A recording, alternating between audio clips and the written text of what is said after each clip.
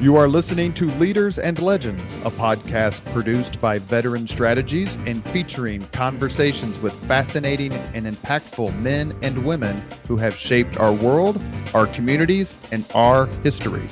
My name is Robert Vane, Principal of Veteran Strategies, and your host for our discussion. You are listening to Leaders and Legends, a podcast presented by Veteran Strategies, a local veteran public relations enterprise, and sponsored by Girl Scouts of Central Indiana, Garmond Construction, the Crown Plaza Hotel, Grand Hall, and Conference Center at Historic Union Station, the law firm of Bose, McKinney, and Evans, and the Bose Public Affairs Group, the McGinley's Golden Ace Inn, and McAllister Machinery, your friendly neighborhood Caterpillar dealer. You can find all of your sales and rental equipment needs fulfilled at McAllister.com. Thank you for joining us on the Leaders and Legends podcast. Our guest today is Jim Voyles. Jim Voyles is the man you want in the foxhole next to you, standing right next to you. He is the preeminent defense attorney in the state, if not beyond. His reputation is amazing. His track record is basically the Harlem Globetrotters against the Washington Generals, and he's very, very kind to come on the podcast. Thank you, Jim, very much. You embellished it a lot, but you're welcome. I'm glad to be here. Well, the show is called Leaders and Legends for a reason, and you qualify not only because I know from others how you've mentored folks and how you give of your time and your talent, besides when you're actually in the courtroom and defending. And to say that you are a legend in the local legal community would be understating it. And I have several attorney friends of mine who cannot wait to listen to this podcast once we post it. Oh, they must be desperate for information. In doing some research about you, there were several things that struck me, and we're going to go through them all, obviously, in the course of the podcast. But the first thing I have to say that struck out is the fact that you were born in January of 43. You're a good Capricorn like me. But when did you meet your father, and why wasn't he there when you were born? My dad was fighting in the Pacific. He had joined the Army. What he really did is he left after he graduated from Shortridge High School. He went to Florida with some of his pals and joined the Florida National Guard just before Pearl Harbor, which then created him immediately going into OCS. He was put into the military and really continued his life in the military. So I never saw him till I was age 3 when he came back after the war ended.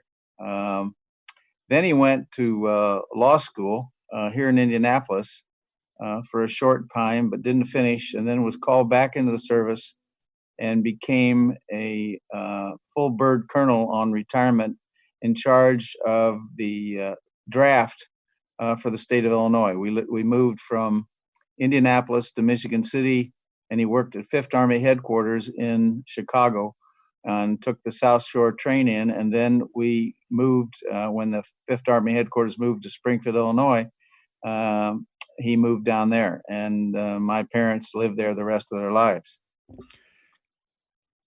He fought in the Pacific. So was he in the Army with MacArthur and the drive through lower Pacific and come up?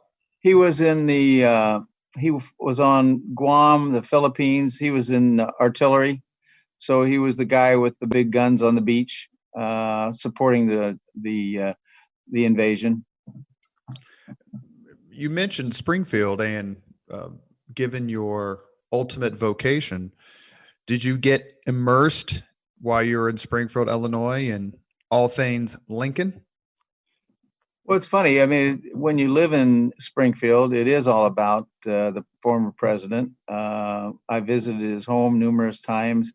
I've been to his old law firm with he and Herndon. The state capitol was reconstructed after I moved back to Indianapolis to replicate the Capitol when Lincoln was in the legislature. And so, but I had the bug to be a lawyer long before that. My uncle, George Ober, was a lawyer in Indianapolis, and I kind of got indoctrinated to be a lawyer through him and through my dad. They thought that would be a direction I should go in pursuit of a career. And so that's kind of how it happened. And although Lincoln has been a fascinating character, I just finished a book on him that tells about his trip from Springfield to Washington, D.C. when they attempted to assassinate him before he was inaugurated, which is a new book out. And so very interesting historical background about that. In a few weeks, we will record a podcast with a gentleman named Harold Holzer, who is probably the preeminent Lincoln scholar living today and was the historical advisor to the movie Lincoln. So I will make sure I send that your way, but he knows all there is to know. And actually he was friends with another person who I know that you knew and was a subject of a past podcast, and that is Congressman Andy Jacobs. Absolutely. They served on the Abraham Lincoln Bicentennial Commission together. Very interesting. And when they rededicated the museum in Springfield within the last 10 or 15 years, it was a really big deal, and it has been a boom to the town. You got bitten by the law bug early. Were there any other vocations, any other, like, I want to be this or I want to be that, and then finally you not settled on the law, but decided on the law? Was there any other things you thought about pursuing? Yeah, I wanted to be a race driver. That's how I really wanted to do. That's exactly where I was headed. But my dad said that was not going to happen, and so I was directed directly to my profession. I mean, and I got the bug for that through my uncle, George Ober. He was one of the founders of the United States Auto Club, the sanctioning body for all motorsports in this country at one point. And he was the attorney for USAC. He and Mr. Holman started it in 1955. He was a big race fan, and I just kind of adopted that sport as my sport. You graduated from the IU School of Law here in 1968. Correct. Do you have any contemporaries with whom you still see and practice law, folks who graduated with you? And how much has that law school changed since you walked out the door the final time? Well, it's two law schools ago. We're in the old Manhanger building on Illinois Street, which is no longer there. It was torn down.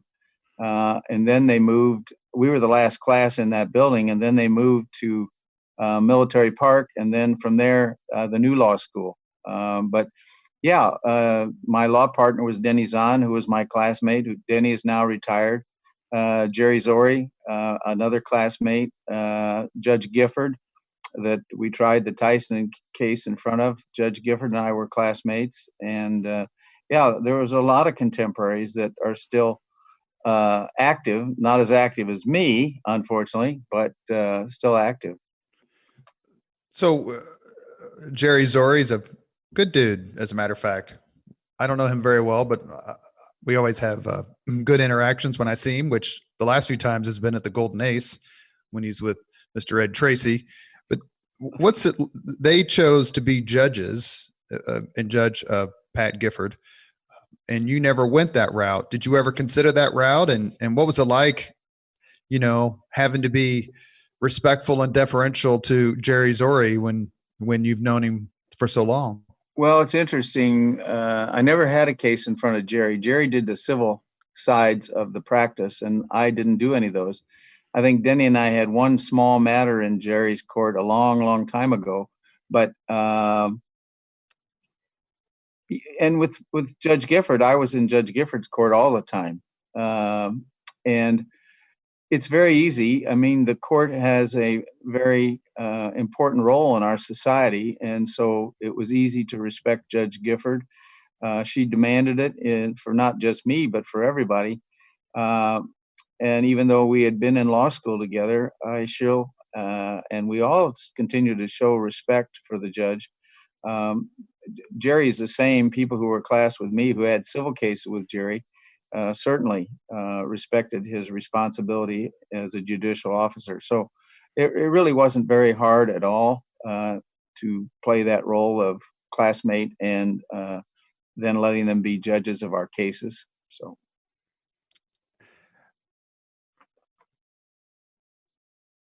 Is there a courtroom / lawyer movie that you think gets it right? Oh, I don't know. I've seen a number of them. I don't think, I think they use a lot of leeway in presiding and presenting the case for an audience as a movie. And so I don't think it replicates it as I have lived it myself. But they're great for entertainment. I'll throw one or two out there. The Verdict, that always seems to get a pretty high marks with Paul Newman. Well, I enjoyed that, but the unethical part of it was always very difficult. If you really practice law and have to deal with real life situations, that was a difficult, and it was more like fiction to me than reality. Those of us who have a background or a love or both of history will watch history movies or TV shows and just, kind of like, wow, that's not even close to what happened. Braveheart, as great a movie as Braveheart is, from a historical standpoint, it's an absolute mess. Do you sit and ever watch a show like, say, for example, Law and Order, and you can't enjoy the show because you're too busy being an actual attorney and going, oh my God, why didn't they object? Like, what are you thinking? Or is it just something where you can go, it's entertainment, or you don't watch them at all? I don't watch them very much, but it's just entertainment to me. I wouldn't be really concentrating or thinking about objecting or doing anything like that. I'd rather watch Gunsmoke myself. That's understandable. Defense attorneys used to be kind of cultural heroes, especially during the civil rights era. The most famous example, obviously, is Perry Mason. Has that changed a little bit? I mentioned Law and Order a few minutes ago, where the focus is on the prosecutors trying to put away the bad guys. Has that changed for you and how criminal defense attorneys are perceived or portrayed? No, I think it's maybe a little different in today's world. I think there are more respect for defense lawyers. I think most defense lawyers carry themselves very well, both professionally and in the community. There was a time that they were called mouthpieces and other things like that, and I think we've gone way beyond that. And with the public defender system and all the good lawyers that are coming out of the law school who do criminal defense work, I think it's improved the profession. I really do. We have some great young lawyers in my firm who I practice with on a daily basis. They're great writers. They're very articulate when it comes to defending what I call the misunderstood. And so I think it's much better today than it maybe have been 50 years ago. Was one of the things that influences is as someone who I used to be for the death penalty. Now I'm against the death penalty because you see, especially at the advent of DNA and that sort of thing, these folks being exonerated, sometimes dozens or more years later. And it's offensive and it's sad. And you think, well, if that guy had been put to death, then all of the exoneration would have been moot, at least for his living years. But when you see the defense attorneys defending like the mafiosos and the people, the Ted Bundys of the world, I read an article with you and you had a really good quote about it when people say, how can you possibly defend these guys, not you personally, but these guys, how defense attorneys do it. You had a really terrific answer, and I want you to give it now about what your role is. I don't remember my answer. Well, there's an interesting book out by one of my colleagues called "How Do You Defend These People," and it's full of anecdotes about cases, very desperate, despicable human beings that were entitled to a defense and the best defense that they could get. And so my analysis is generally kind of akin to what happened in Dallas, Texas, when President Kennedy was assassinated. The doctors in that had to deal with the president, and subsequently, shortly thereafter, they bring in a guy named Lee Harvey Oswald, who was allegedly the person who had shot the president. And so you think, gee, here's a guy that may have shot my president. I don't have any interest in taking care of him. But the doctors take the Hippocratic oath. We take our own oath as lawyers. And they immediately jumped in to try to save his life.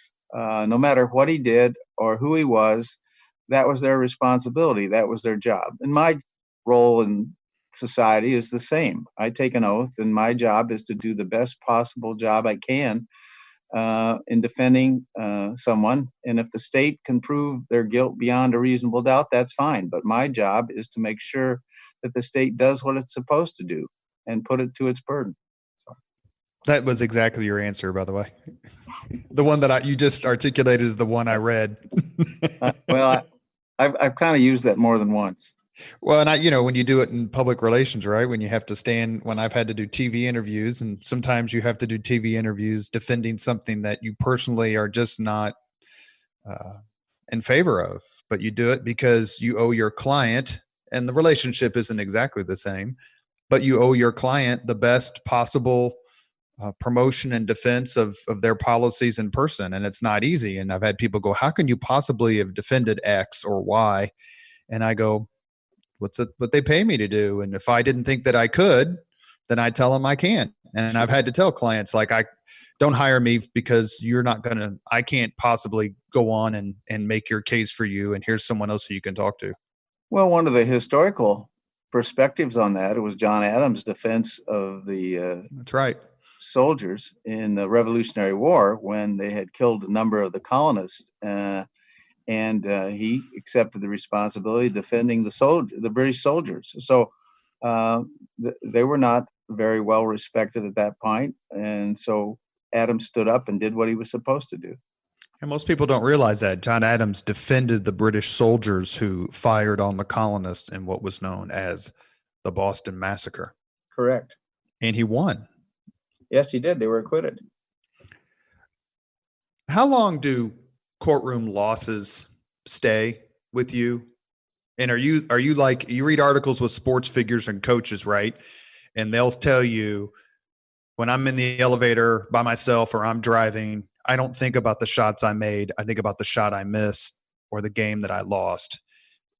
How do these losses, how do you get over them given the incredibly high stakes with which you're engaged? Well, I tell you, my partner, Denny Zahn, a long, long time ago had a great quote about that we try not to get too high on our wins or too low on our losses, to try to absolutely kind of get in the middle.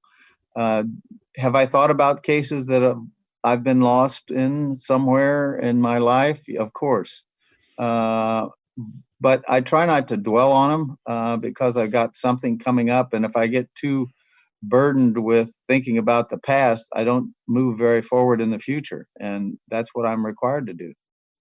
But what do you go, I should have raised this objection, or I should have been harsher on the witness, or I should have researched, not you personally, but you and others, I should have researched more. And why didn't I think of that? Or have you ever walked out or the next day going, oh, shoot, if I had asked that question? Because what we see on TV and the movies, right, everything's scripted. So it ends exactly the way the writers want it to end. But the heat of trial, the heat of battle, there has to be things where you're like, I can't believe it. I can't believe I didn't think of that. Well, of course, we all do that. It's human nature to second guess yourself, anticipate if I'd have done this, things that have gone differently. Absolutely. I do it all the time. Everybody does. But I try not to get to the point that those are going to disrupt my thought process so I can't move forward for the next case and the next responsibility I have. And is it something that perhaps you remember the next time that you're in court? You're like, last time I forgot this, but this time I'm not going to forget this. Well, every case is different, but in certain procedural matters, of course, I want to make sure that I don't make the same mistake that I may have made in my own mind the first time around. So, yeah, I think we're all thinking about that when we're trying cases. Now that you've been doing this for a few years, do you think back to the late 60s, early 70s Jim Voyles and go, man, if only I knew then what I know now? Well, I think about that when I used to line up on the right tackle at the Springfield High School. I wish I was playing that pace today, not only knowing what I do. But I'm sorry, I can't even get down probably into my 3-point stance.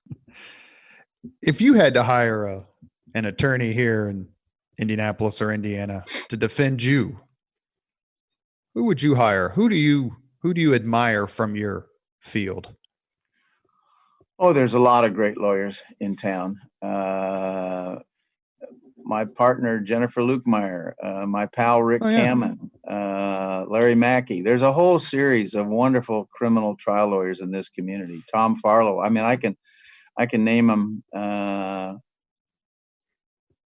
in maybe an afternoon. But yeah, I mean, there's not just one particular person that I would pick out, but those were who I think are pretty much the top of the top that I've watched and I've had relationship with.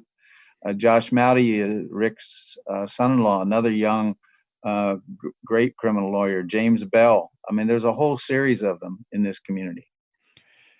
Given how busy you are, even at your age, you mentioned that other folks had retired and you're still working hard at it.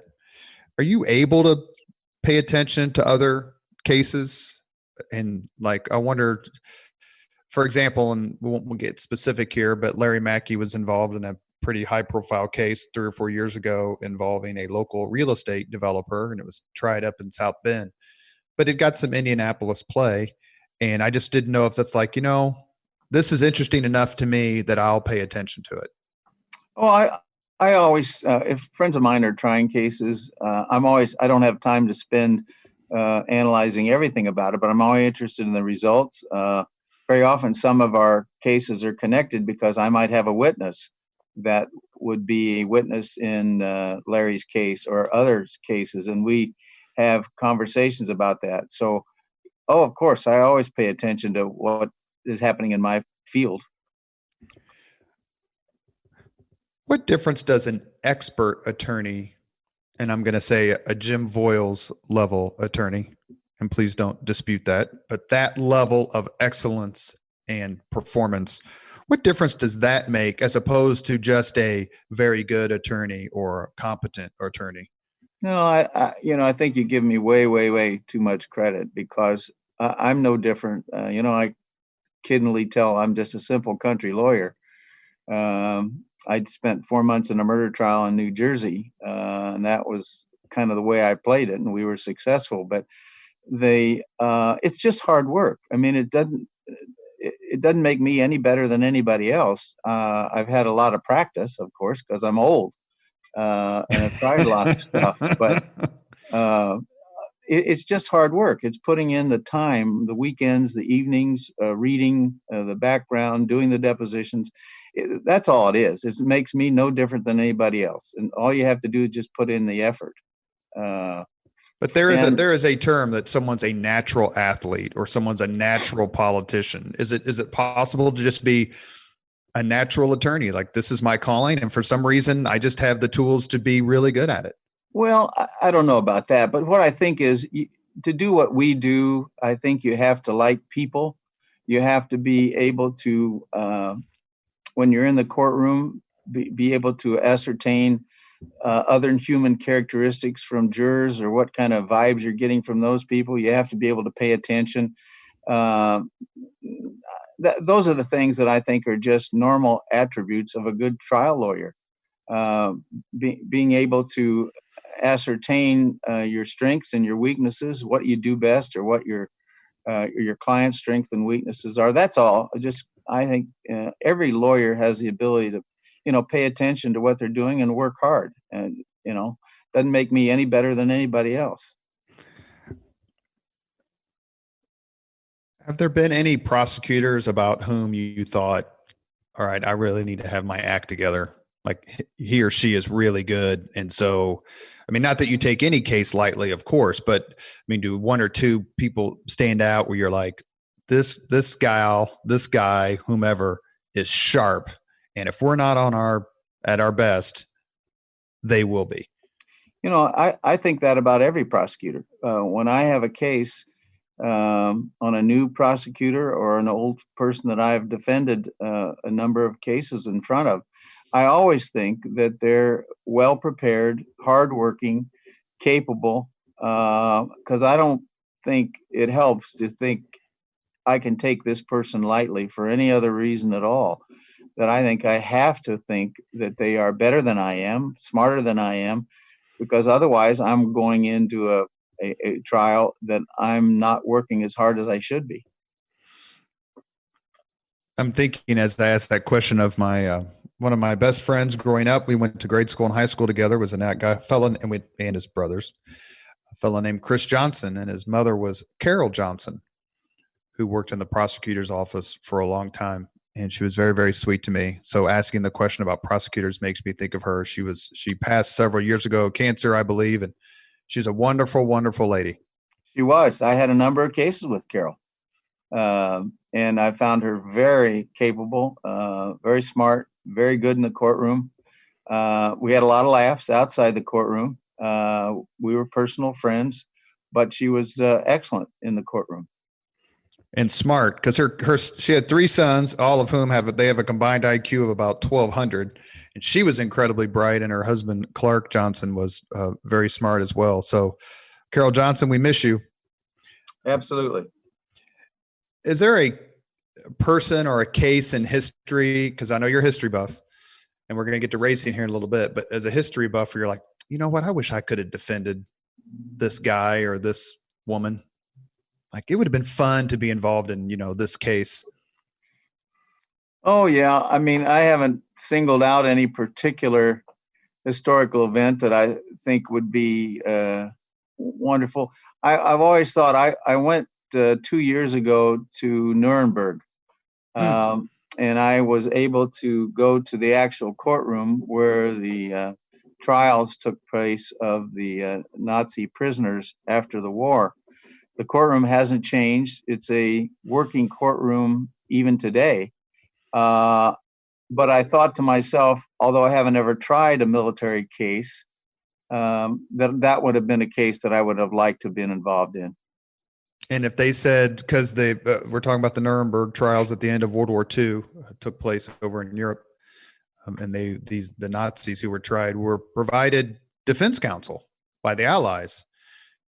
Could you defend, and this isn't a judgment question, but could you, if they said, this is your client, Hermann Goering, or this is your client, William Keitel, these infamous Nazis, and you'd be like, that's my job. Of course. Yeah. I mean, you can't do what we do and being selective.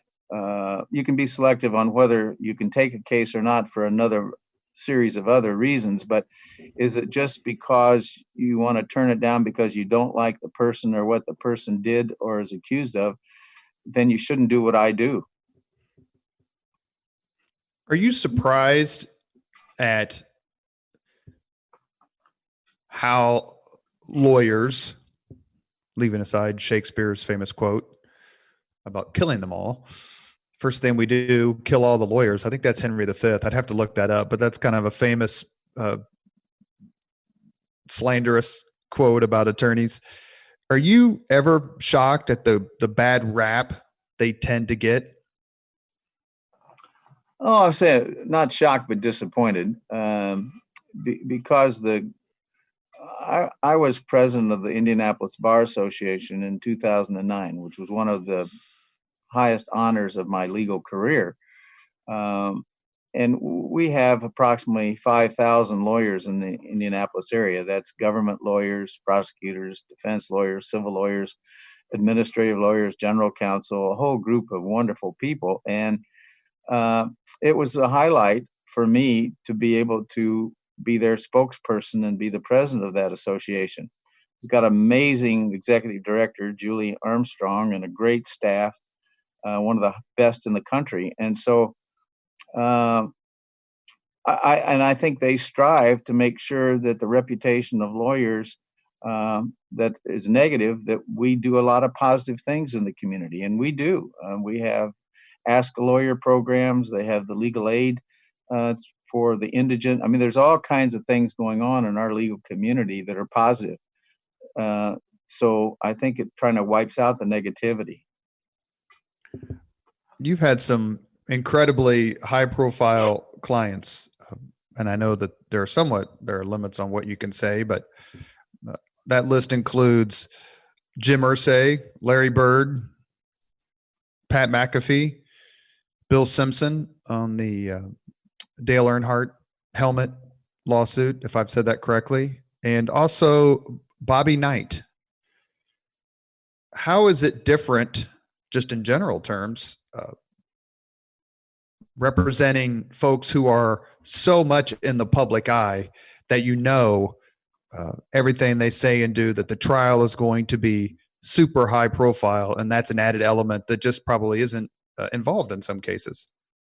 Well, probably the most difficult thing is to make sure how to handle the publicity that surrounds the case. Probably the biggest case with the publicity was the Mike Tyson case that came in the early part of the 1990s. And I think two things you have to do. You have to understand for yourself that it's not about you, it's about the client. And, when I got calls from the Today Show or CBS or whoever was interested in that case and other cases like that, they're not calling to talk to you, really. They want to know everything that you can give them about your client. So there's this kind of restraint that I think is important, that if you're in a case of a high profile individual,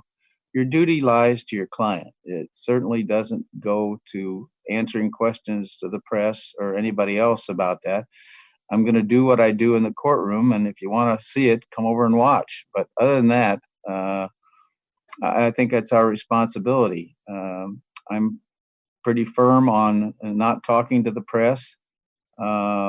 I'm very firm on trying to keep my clients from doing the same when I'm involved with their case, and making sure that we concentrate on what the issues are so that we can defend it appropriately in the courtroom. Given how much Coach Knight loves the media, was it pretty easy to keep him away from the microphones? Oh, yeah, that wasn't hard at all. When you're in there with an icon like him, and who's your icon, and Larry Bird, obviously, but does it change your approach at all? It's like, no, this is what I do, and this is how I do it, and you guys called me for a reason. Let me do my job. Well, I never got pushback from any clients that you deemed to be high profile. We had conversations about how the case was going to go in terms of what we're doing and why we're doing it, but I never got any pushback. Everybody was very respectful in my thought process. The biggest problem we had in a couple of cases, you need to have pretty much complete control. And if you don't have that, you need to do something else, because there's only one captain to the ship, and you can't have 3 or 4 second mates yelling about doing this and doing that and doing this, because that doesn't work very well. So you have to establish that at the beginning, that here's what I think and here's why I think we want to do it, and let me do what I can do best.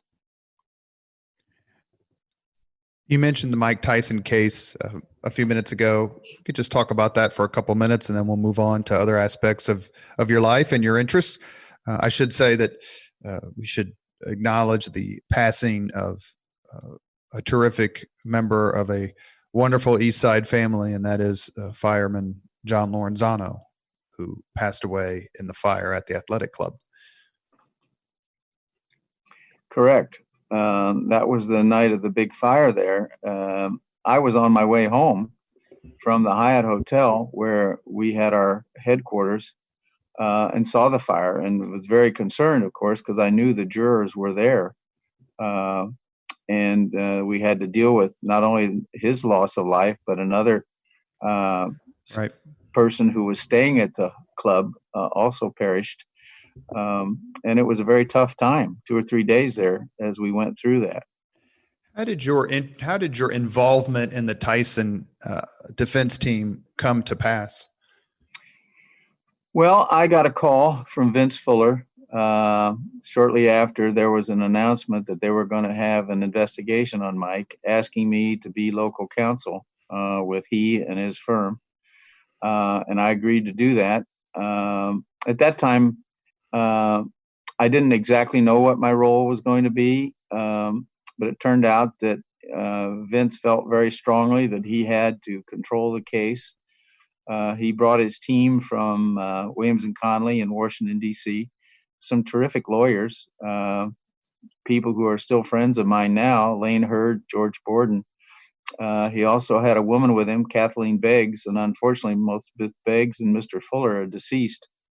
But that's kind of the team, and I was just part of the team. I was one of the, and to give them some idea about Indianapolis, it was tried in front of Judge Gifford, who I had familiarity with, and so there were a lot of things about the case that they used kind of my background and connections within the community to give them some insight.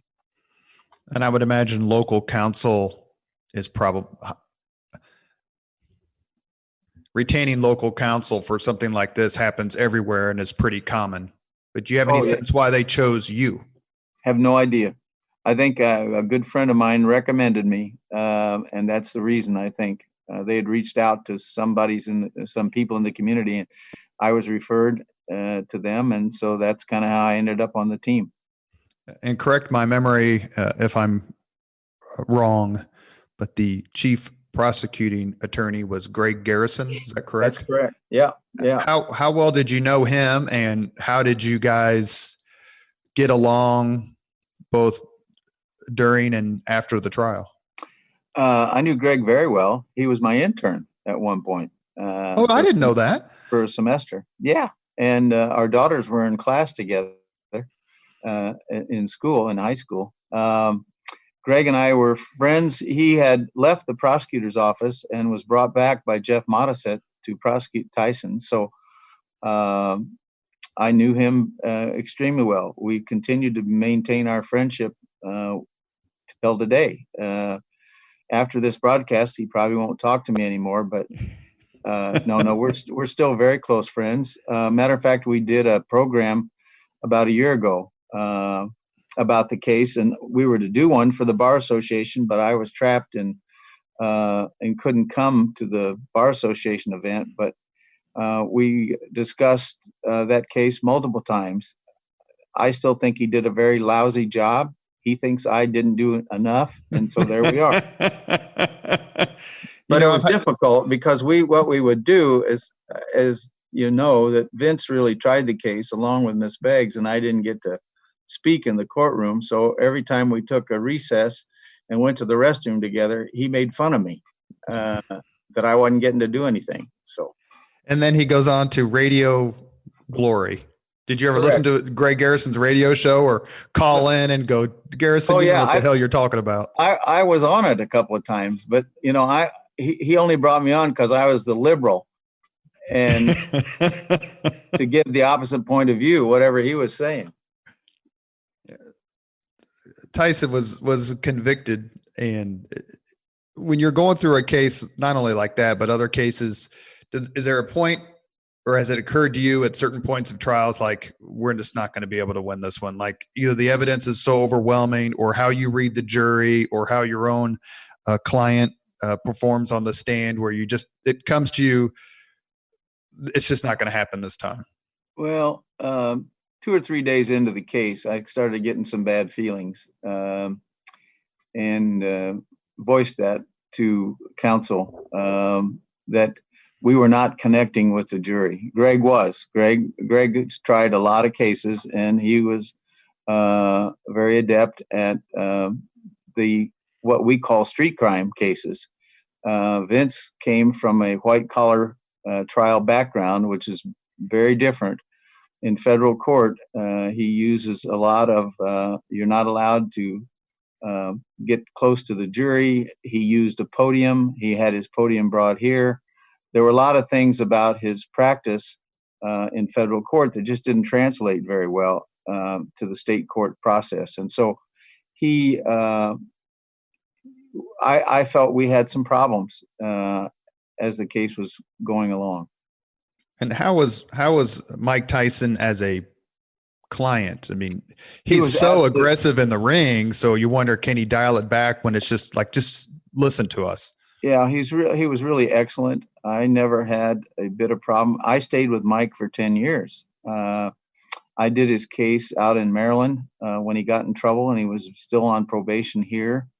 I did the appeal with Alan Dershowitz along with other lawyers from the community here in Indianapolis. And so I had a wonderful relationship. A few years back, Mike came to town when he had his one-man show. He called me up and said, I'd like to go to dinner with you. And he and I went by ourselves. His wife was with him. We went to St. Elmo's. And when I walked in, he handed me a drawing from the trial that he had autographed to me and thanked me for everything that I had done. Because we really did have a personal relationship. After the conviction, I rode with him in the sheriff's car out to the Department of Corrections, and he said to me, he said, "Okay, farm boy, here we go." And I mean, that's just kind of how our relationship was. It was very warm and straightforward. And when you see him on TV today or on social media or whatever, do you smile, or do you go, look, this guy got convicted, so we can't ever get past that? No, I do smile. He had a lot and does have a lot of warm, wonderful qualities that I enjoyed with our relationship. And if I would see him, and I'm wishing well, I know he's going to have another fight this year that's being scheduled or talked about. So, no, I had a wonderful, warm relationship with him that he does make me smile. You are listening to Leaders and Legends, a podcast presented by Veteran Strategies, a local veteran public relations enterprise, and sponsored by Girl Scouts of Central Indiana, Garmond Construction, the Crown Plaza Hotel, Grand Hall and Conference Center at Historic Union Station, the law firm of Bose, McKinney, and Evans, and the Bose Public Affairs Group, the McGinley's Golden Ace Inn, and McAllister Machinery, your friendly neighborhood Caterpillar dealer. We are also now a part of Wish TV's All Indiana Podcast Network. You can find our podcast at allindianapodcastnetwork.com. Our guest today is Jim Voyles, who has defended many high-profile clients and mentored many, many young lawyers. He has a terrific personal history, and we're thrilled that he's decided to come on the podcast, talk about it a little bit. A question I want to ask you very quickly before we talk about your love of racing and cars. Is there a Hoosier leader or legend you particularly admire? Oh, gosh. Let me think that. That's kind of a tough question. There's been so many Hoosier leaders that I admire.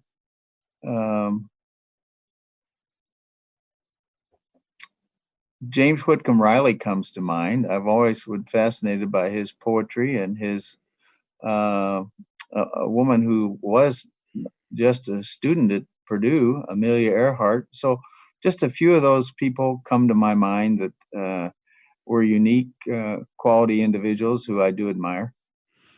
It's funny. I'm recording this podcast with Mr. Voyles today, and then we try not to make a calendar connection, but this won't really matter. But tomorrow I'm having lunch with Judge Sarah Evans Barker, who came on the podcast before. I'm actually a little bit nervous as I say this. And then in about another week, I'm having lunch with two guys I know you know, and one of them is named David Frick, and the other one is named Ted Bohm. Excellent people. The reason I mention these names, and we've had other attorneys on the show, obviously, is the importance of a thriving legal community within an urban core, within a city, and what it means for philanthropy, nonprofits, and all the sorts of grassroots charitable giving and activity that happens in a city and a state. Am I overstating the importance of the legal community and individual lawyers and law firms in creating that atmosphere of giving and serving?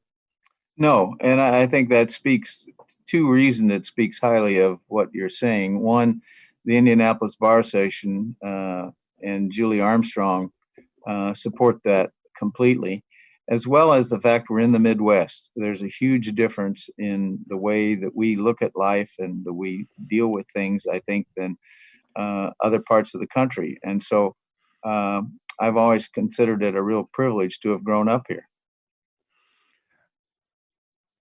You fell in love with racing and with cars at a young age. You have attended how many Indianapolis 500s? We can't count this one, but 66. You've attended 66. On the phone call we had before we scheduled this podcast recording, I had mentioned to him that a guest we're going to have the leaders on the Leaders and Legends podcast is three-time Indianapolis 500 champion Johnny Rutherford. Jim Voyles was at the 64 race where Dave McDonald and Eddie Sachs were killed and Johnny Rutherford and Bobby Unser were almost killed. Starting with that race, because I know the accident happened right in front of you. Can you talk about 2 or 3 or 4 races or race drivers that stick out in your memory?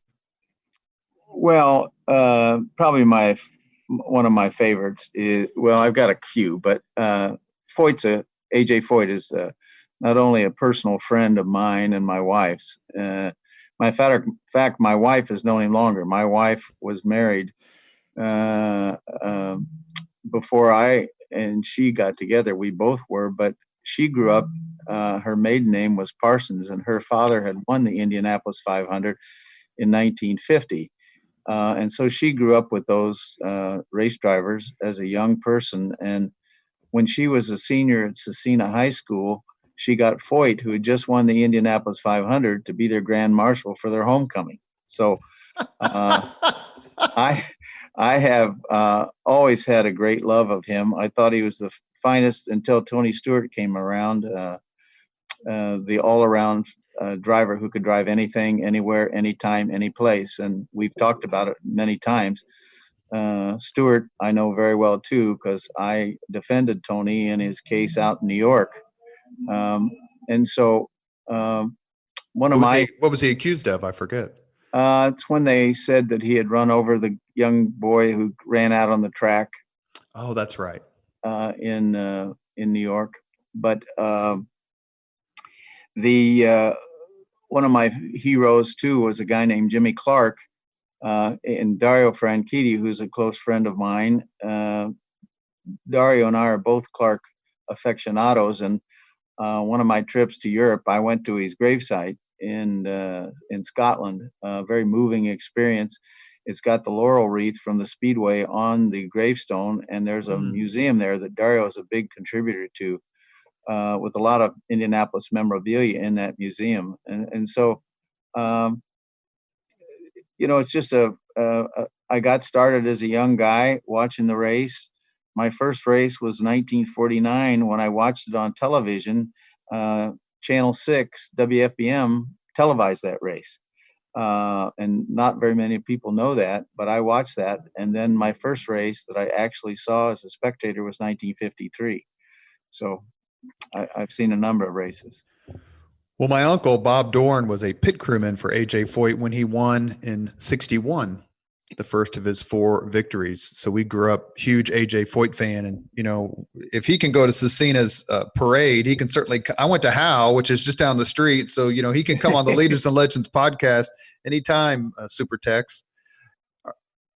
The 64 race stands out because of the accident and then Foyt winning his second. The accident happened right in front of you. Correct. How difficult was it to be there for that? And did any of these accidents, we often think of the 73 race because of the numerous accidents and deaths of that race in the month. Did any of that put you off? Like, I just can't watch this. It's too dangerous. No, it's not bowling. It's a serious sport. As Hemingway said, the only 2 sports are bullfighting and race car driving, because they're very risky sports. But probably the worst event that happened to me was in 1971 when my partner and I and a friend of mine, Dave Wilhoit, walked into the track with James Malloy, who was our friend, and Jim died that afternoon in a terrific crash in turn 3. And had been the fastest driver that month in Dan Gurney's Eagle. And so that, it is what it is in terms of that happening. I've witnessed a lot of very bad and a lot of fatalities in my years of watching automobile racing, but it didn't deter me. I've always been interested in the mechanics and the responsibility that the driver has to be safe. And so I keep going back to watch the competition. Just it's part of me. When you bring, I'm assuming you have, so correct me if my premise is wrong. I guess you're not supposed to ask a question I don't know the answer to, so I'm a poor lawyer. Have you brought friends in from out of town who've never been to the 500, taken them to the race, and what was their reaction? Oh yeah, when I was in high school, we have a group of guys that I grew up with. There's 14 of us, and we're still together. We just did a Zoom call the other Monday night together, all of us. And one was the former CEO of Cargill, the world's largest privately held company, a doctor, a lawyer. We're all very, very close. And I would bring them. We'd stayed at my grandparents' house, who lived here because we were living in Springfield, and we came every year and still do. A couple of years ago, we have reunions every 2 years that we all get together, and I brought them all to the track. It was my year to host the reunion, and we did it at our house and rented a suite at the track and brought them all here for that. So, yeah, I grew up in the car era, in the 50s and 60s. That's what we did. We worked on cars, we chased girls. We didn't study much. That was it. I remember working at the Holiday Inn at the airport, owned by Jim Dora Sr., a man I'm guessing you probably knew. And people would come in and spend the weekend at the hotel, race weekend. And it was always fun to talk to the guests who had never seen the 500. And this is early 90s. And for me to just say, let me know what you think about it when I see you Sunday night after you get back. And universally, I can't remember a single person, and I'm talking dozens and dozens of people over the 3 or 4 years I worked there, that just weren't in awe of what they saw, that they had been to sporting events, basketball games, football games, whatever. But just the pageantry and the people and the race itself. Are all those the things that you think makes the Indianapolis 500 just different? Oh yeah, for sure. And I've been to Le Mans twice. I've been to Monaco. I've been to a lot of great race courses, but I've been to the Daytona 500 multiple times. But it can't compete at all. And I share Roger Penske's passion that it's going to be difficult without fans.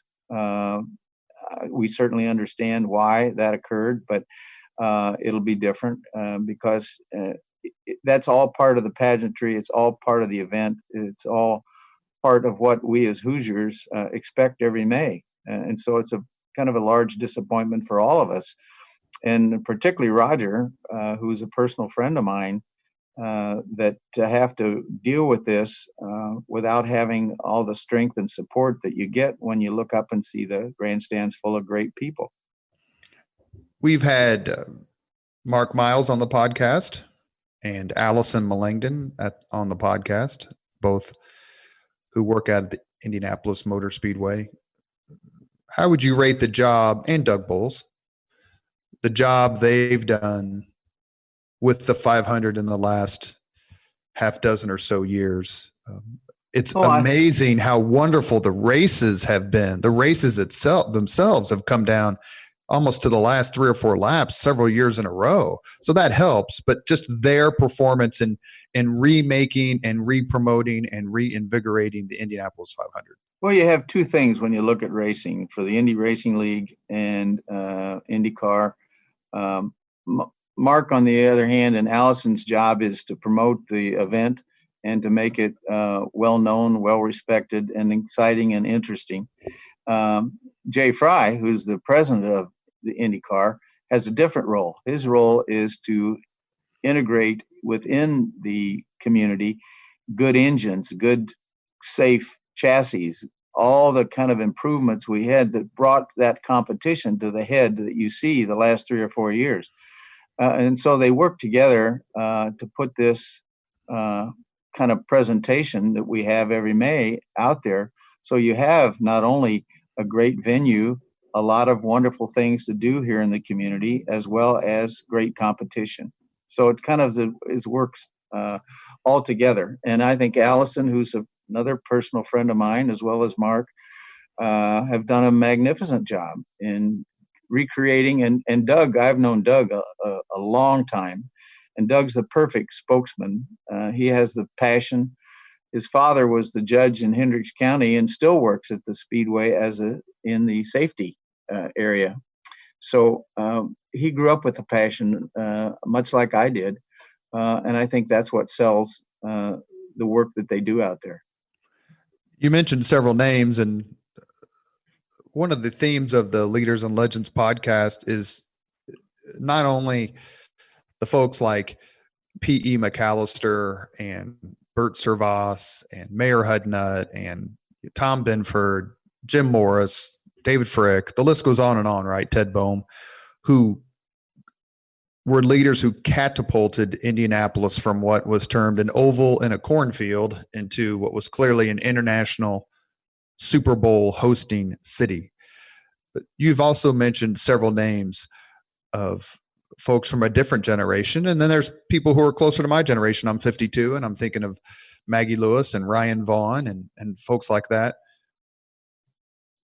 Talk just for a second about the quality of leadership you've seen in the city of Indianapolis as you've watched it grow for the past 50 years.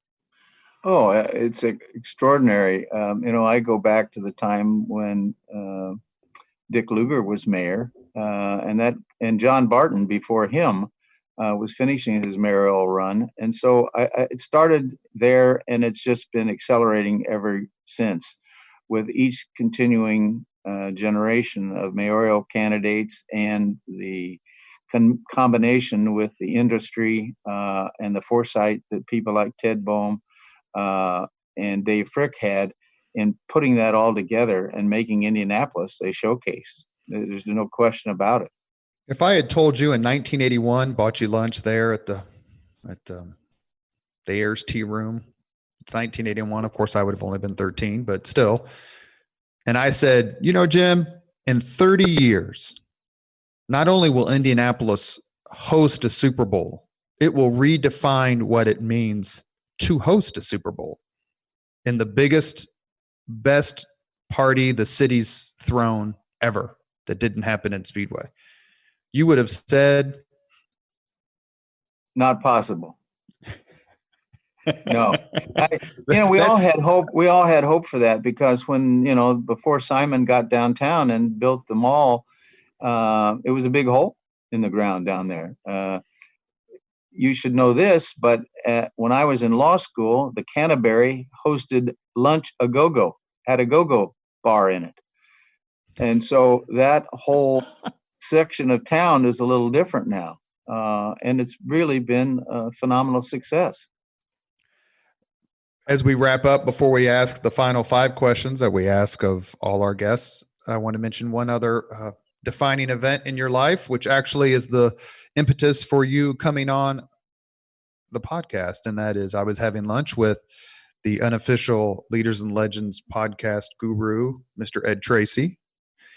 He mentioned you were at the 1968 convention, the Democratic convention in Chicago, because I know Ed was there because Jim Riggs, who's the father of my dear friend Dina Riggs, Jim Riggs was there as well. I'm a huge fan of the year 1968. I've read several books on it. And he mentioned that you were there. Jerry Zori was there, who you name we talked about a few minutes ago. The 1968 Democratic Convention, National Convention in Chicago is either famous or infamous, depending on your point of view, with tear gas and rioting and the police swinging their batons with. Sounds familiar, like today, doesn't it? With vigor. Yeah, Chicago. That's a whole nother podcast. But what are your memories of that convention? How did you get involved in kind of Democrat politics and grow up a Democrat? And how has your political worldview kind of shaped your life? Oh, I got involved in being a Democrat very easy. My dad was a Democrat. There wasn't anybody else to be but a Democrat. And my uncle was a Democrat. My grandparents were Democrats. And so that's what happened. But when I came out of law school, I worked as a precinct committeeman out on the east side. And that's kind of through my uncle. That was an idea that I think that he may have fostered in me. And so I got involved there, and that's how I met all those guys. In 1968, my dad had a friend that had an apartment at the Marina Towers, which is still there in downtown Chicago. It's a circular tower.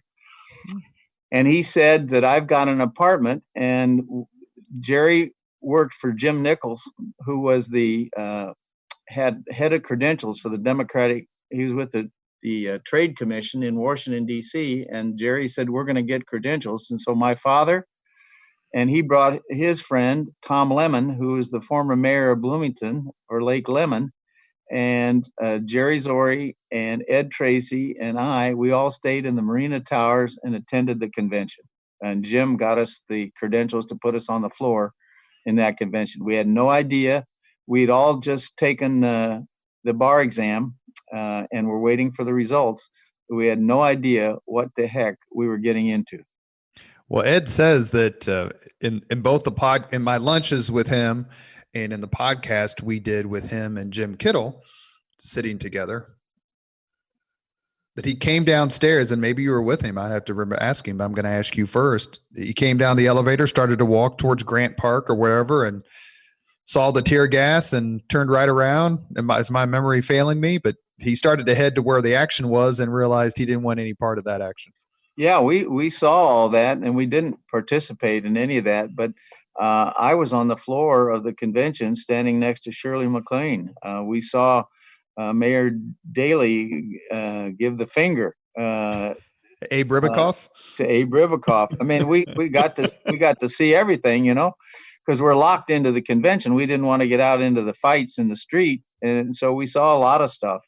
But I still have a credential from that convention, and so it was an amazing event. And then we all learned that we had taken the July bar, and so we were waiting for the results, and finally got admitted in September of '68. One of the things we try to do on the podcast is to have R's and D's sit down together and talk about their lives and politics, and maybe the kind of, as I call them, Sam and George fights that you can have in politics. And that's an obvious reference to the Warner Brothers cartoon of the coyote and the sheepdog.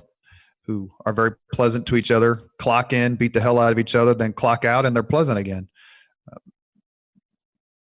How important is it for you to have that sort of, it's not personal relationship, not only with opposing attorneys, but maybe with folks who in the legal community who you know are strong Republican supporters? And to name a few names, that would be Bob Grand or Toby McClamrock or my former boss, Murray Clark, or John Hammond, Tom John. There's plenty of them who've done terrific work for their party, and you're a proud Democrat. And how tough is it to separate it, or is it just a different generation's way of looking at things? No, I don't think I mean, it's very easy for me. All those people you mentioned are friends of mine. I've never fought them politically because I'm not in the political arena. But do I know they do great work for their party? And yeah, absolutely. Are they bright people? Absolutely. Are they affable people? Absolutely. And so it's really difficult for me to understand what goes on in Washington, where people are name calling and doing things to each other that don't facilitate moving legislation forward. And so I've always thought that being here in the Midwest, the way we grew up, the way we treat each other and handle our neighbors and our relationships with each other goes a long way of success in promoting whatever you're involved in, whether it's legislation that you're wanting to pass, or whether it's dealing with somebody in the courtroom that you are having a battle with. So very often, sometimes police officers, I'm pretty tough on them when they're sitting on the stand, subject to my cross-examination. But certainly after that's over, there's no longer any animosity on my part, and there's none in the courtroom. It's just I'm trying to do my job, and during my career, ended up representing a number of police officers who've been on the other side of me. You ever been pulled over by someone you had just lit up on the witness stand and they were like, a year ago, you made me look like a fool, so here's your ticket for speeding? No. I've been pulled over a number of times because I have this very bad reputation of driving fast, but they've always been very kind to me. And if I would deserve a ticket, they gave it to me. But most of the time, they've forgiven my attitude about speed. I want to ask you one question about your love of cars. I am not necessarily a car aficionado because it's just a pretty damn expensive hobby. Books are expensive enough. I couldn't imagine collecting cars, but talk a little bit about I read some about it, your car collection. Do you have a favorite car or type of car, or do you have a favorite movie car? Like if you could choose any car from any movie, which car would you choose? Well, I've got a number of wonderful cars. It started as I grew up with cars, and so I had an affection. I've worked with cars my whole life, and so it was easy for me. And I was able to acquire my cars in a pretty normal way and not as expensive as you would think. But I tell people my favorite car is the car I'm driving at the time. And I've got a number of choices to make. We have a few at our house that I have, and I've always kind of been attracted to European sports cars. And they're kind of movable art to me. I work on them. I polish them myself. I wash them myself. I take care of them. I mean, I treat them like fine items of mechanical art that they are. What was it like when one of your kids say, "Hey, Dad, can I have the key to a certain car?" And you're like, "No." That's easy. I'd said no. I had 6 kids growing up, and so I had a lot of no's. But recently one of my sons stopped by, and I just got a Cobra, a replica Cobra, and he drove it to get some gas, and one of my sons drove my replica of Steve McQueen's Mustang from the movie Bullet. And so I must be weakening in my old age. I was going to ask you, is that your favorite car chase scene, the movie Bullet? The best. Absolutely the best.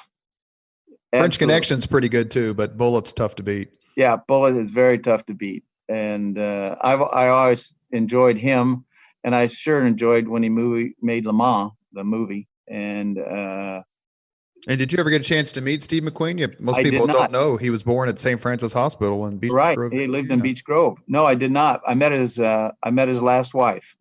We were at Pebble Beach for the Concours d'Elegance in August, which is held every year except this year because it's canceled because of COVID-19. And she was there selling a book about his last movie, and I got a chance to meet her.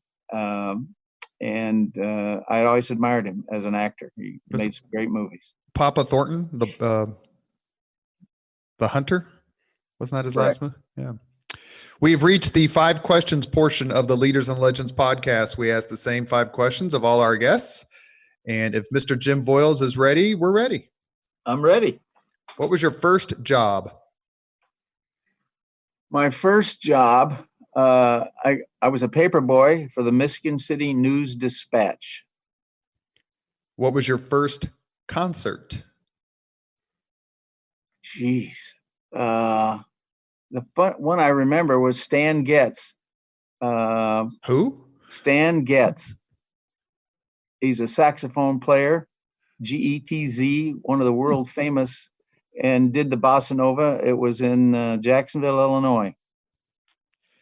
If you could suggest any book for someone to read, which book would you recommend? I'm just starting one called Leonardo da Vinci, which is an excellent book. I would recommend that, or the book that I've just finished about Ulysses S. Grant. The Chernow book, Ron Chernow? Yes.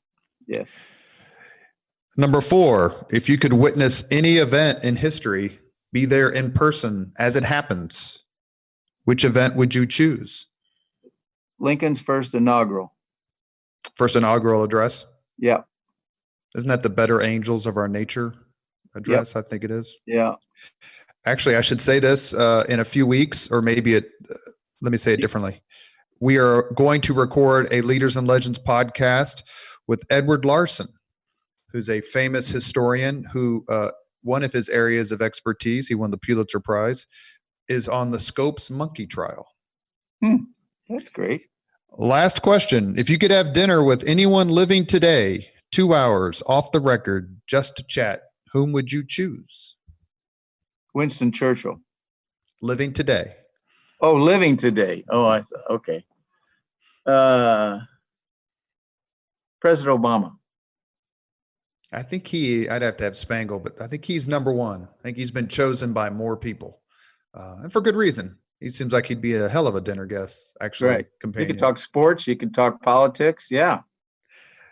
You have been listening to Leaders and Legends, a podcast presented by Veteran Strategies, a local veteran public relations enterprise, and sponsored by Girl Scouts of Central Indiana, Garmond Construction, the Crown Plaza Hotel, Grand Hall, and Conference Center at Historic Union Station, the law firm of Bose, McKinney, and Evans, and the Bose Public Affairs Group.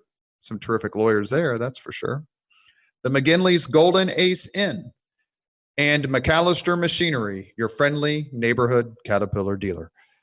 Thank you for joining us on the podcast. Our guest has been Jim Voyles, longtime Hoosier, super lawyer, a man who's given so much of himself, race car and racing enthusiast, and history buff, all terrific qualities. Thank you, Jim, very much for coming on the podcast.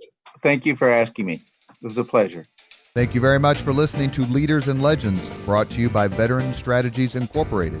If you want to contact us about this program or our menu of public relations services, please send us an email at robert@veteranstrategies.com. That's robert@veteranstrategies.com.